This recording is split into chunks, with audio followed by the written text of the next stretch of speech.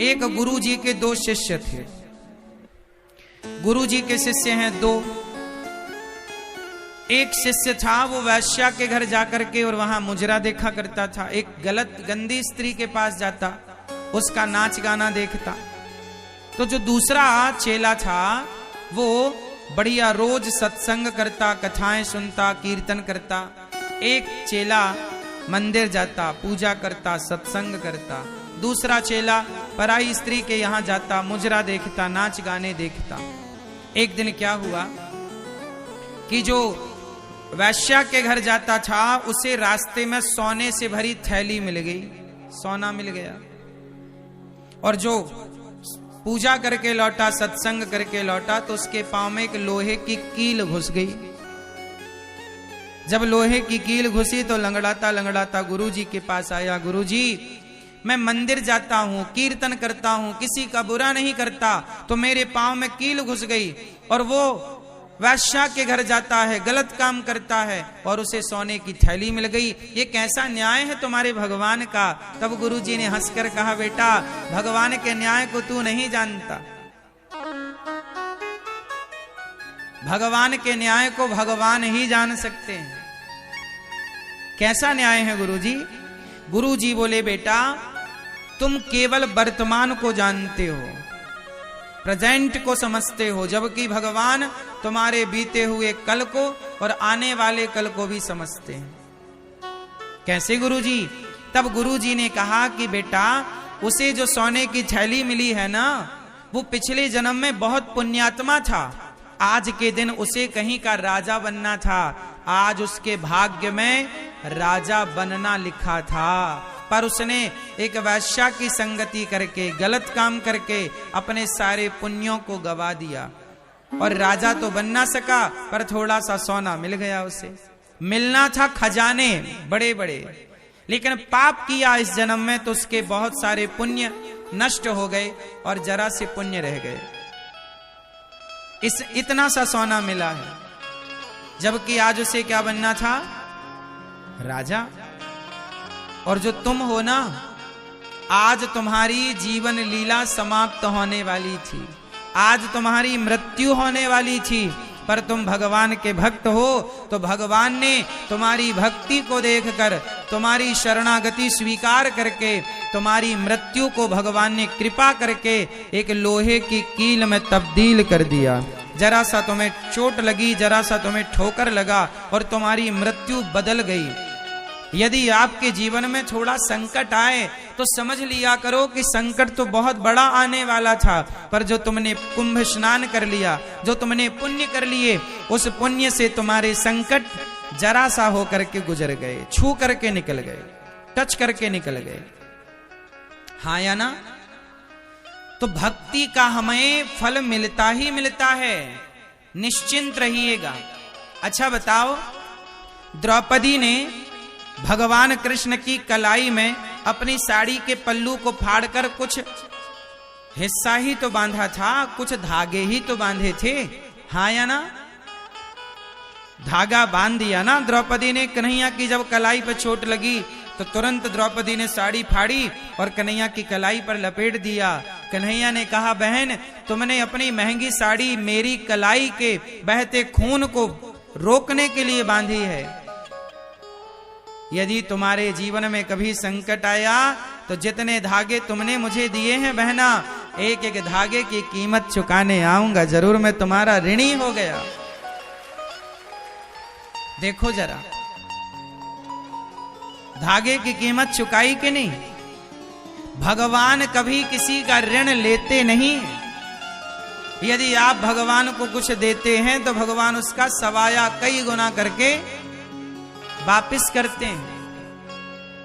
इसलिए कहता हूं कि जीवन में चाहे होनी होए अनहोनी होए, भगवान के आश्रित रहिएगा। ये सब खेल उसी का है। मेरा जीवन और मेरी मृत्यु किसके हाथ में है?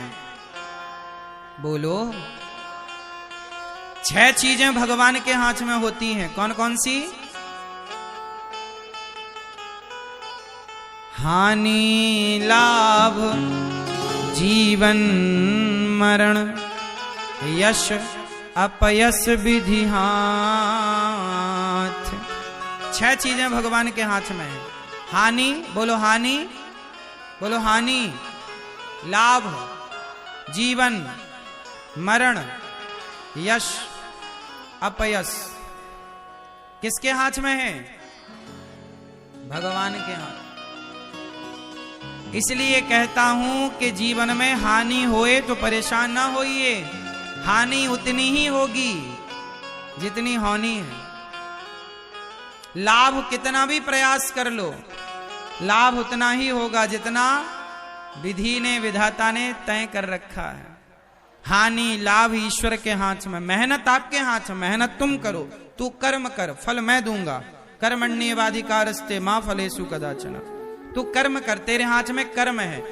फायदा कितना, नुकसान कितना, ईश्वर। हानि लाभ, जीवन मरण, कितने साल का जीवन और कब मृत्यु होगी, ईश्वर के हाथ में। और यश, कितना आपका नाम होगा, कितना अपयश होगा।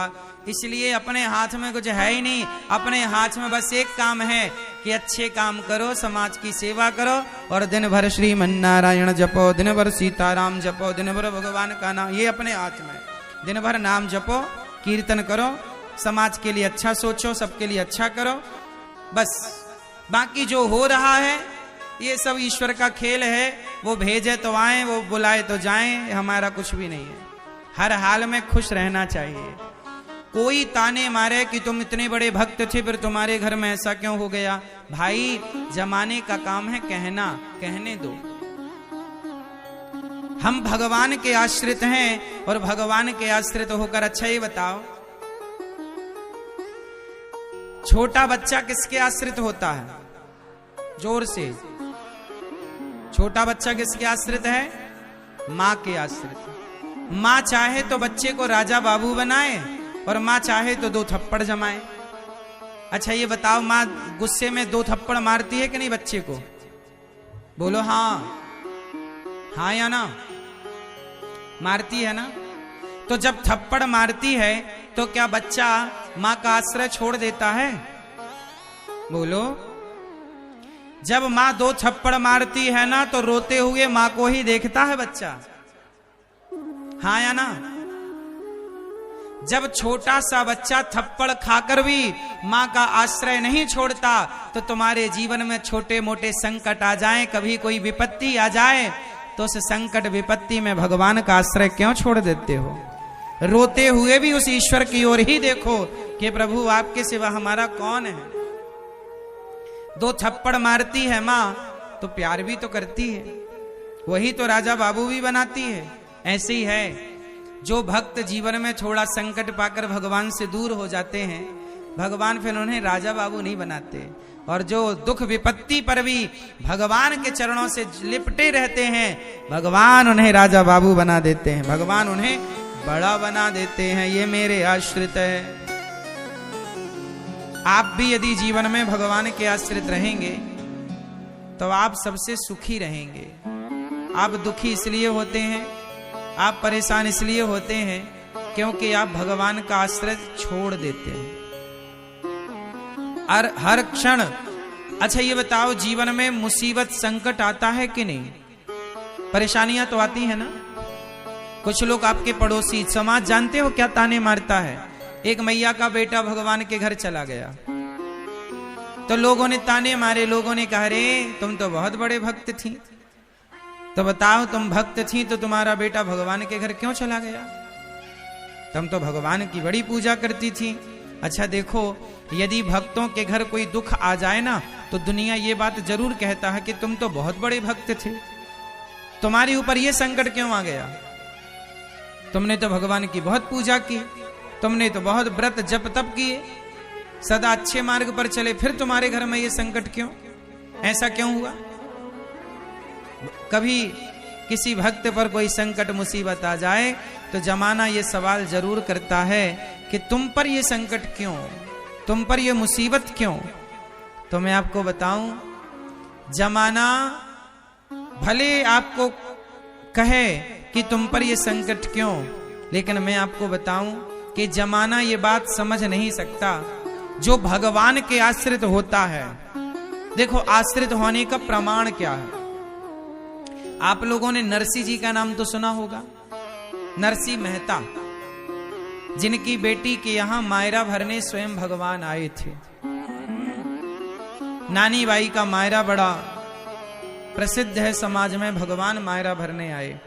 जब नरसी जी का बेटा जवानी में भगवान के घर चला गया, मृत्यु हो गई पुत्र की, तो लोगों ने कहा नरसी आप रो नहीं रहे हो, आपका बेटा चला गया भगवान के घर। नरसी जी बोले ये बताओ कि मेरा बेटा आया कहां से था, कहां से आया था, आपका बेटा कहां से आया है। नरसी जी ने कहा आप लोग बताओ कि मेरा बेटा आया कहां से था। सब लोगों ने कहा भगवान के यहां से। गया कहां, भगवान के यहां। तो जहां से आया था वहां चला गया, तो मैं रो करके क्या कर लूंगा। देखो जो भगवान के आश्रित है वो इस तरह की बातें करता है, और जो भगवान के आश्रित नहीं है, लोग तो ये कहते हैं कि तुम्हारे घर में ऐसा क्यों हो गया।